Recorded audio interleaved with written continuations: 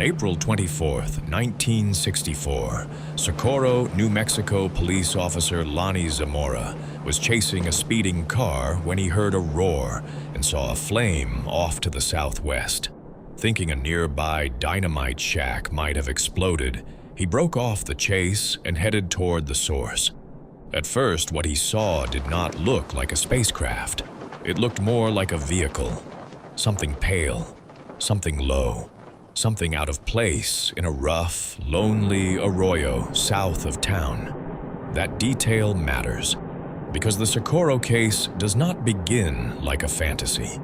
It begins like a cop doing his job on an ordinary late afternoon in the New Mexico desert.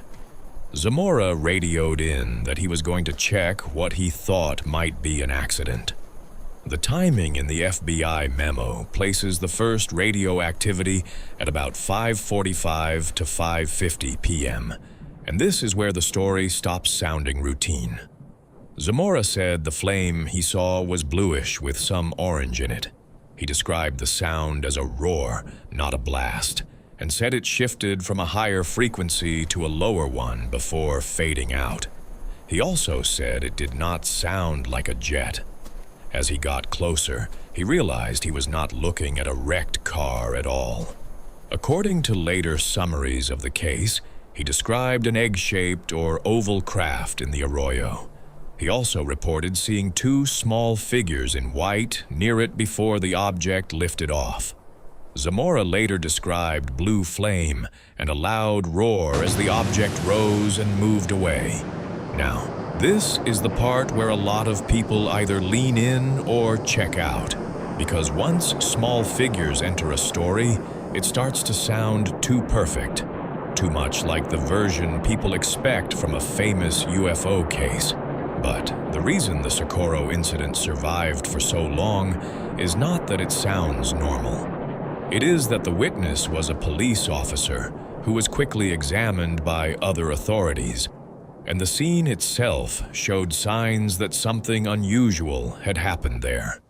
An FBI agent, Special Agent Arthur Burns, was in Socorro that day on unrelated business and later went to the site. In the memo, Burns wrote that Zamora was well regarded, sober, conscientious, and not given to fantasy. He also wrote that Zamora appeared perfectly sober and somewhat agitated by what he had experienced.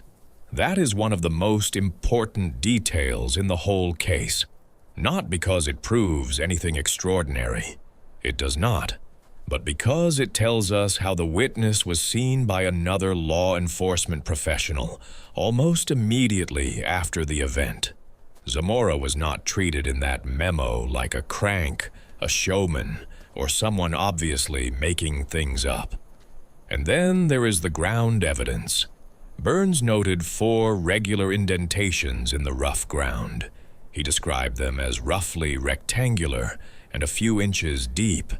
He also noted burned patches of grass and additional circular marks in the earth.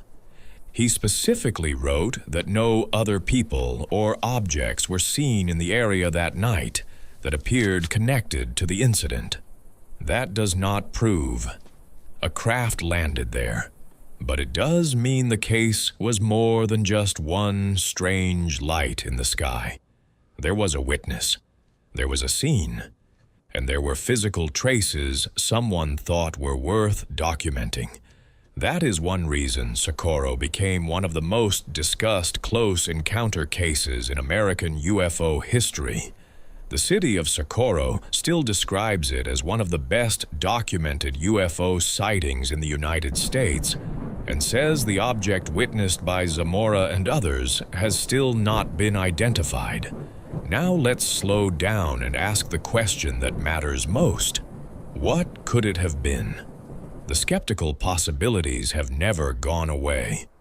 Over the years, proposed explanations have included a hoax, a New Mexico Tech student prank, or some kind of secret test connected to nearby military activity or lunar lander-style experiments. Those theories exist because Socorro was close to White Sands, and because strange aerospace testing in New Mexico was not exactly unheard of in the 1960s.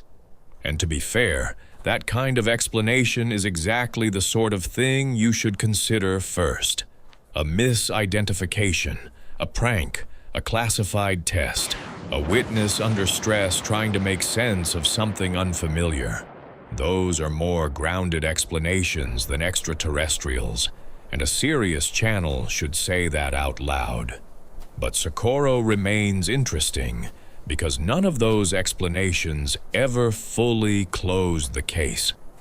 The National Archives notes that Project Blue Book's files are declassified and available for review, and the CIA later cited the Zamora case as one of Blue Book's unidentified incidents. In other words, whatever investigators thought of UFOs generally, this was not filed away as an easy solution. Even the FBI memo has a telling line near the end. The reporting agent wrote that he could not explain Zamora's observations. That line does not prove alien craft, but it keeps the mystery alive. Because in most forgettable UFO stories, the explanation arrives quickly. It is a planet, a balloon, an aircraft, a hoax, or a story that collapses on contact with basic scrutiny. Socorro did not collapse that way. Instead, it hardened into one of those rare cases where the simplest summary still sounds bizarre. A police officer chasing a speeder saw a roaring flame, approached what he thought was a wreck, reported an unusual object and two small figures, and investigators found marks and burns at the site afterward. And that is why people still talk about it. Not because it gives us certainty, because it does not. Maybe Zamora stumbled onto a classified test. Maybe he misread an unusual but earthly event under intense pressure. Maybe someone staged an elaborate prank at exactly the right place and time. Or maybe he saw something that still does not fit neatly into any of those boxes. The best unexplained cases are not the ones that prove too much. They are the ones that leave behind just enough evidence, just enough credibility, and just enough official uncertainty that decades later, you still cannot dismiss them comfortably. And Socorro is one of those cases, because long after the dust settled in that arroyo, and long after Project Blue Book itself was shut down, one question remained. What did Lonnie Zamora actually see in the New Mexico desert that evening? This has been Strange Dispatch. If you like real mysteries, eerie witness cases, and unexplained stories told straight, subscribe for more. And if there is another real case you want covered next, leave it in the comments.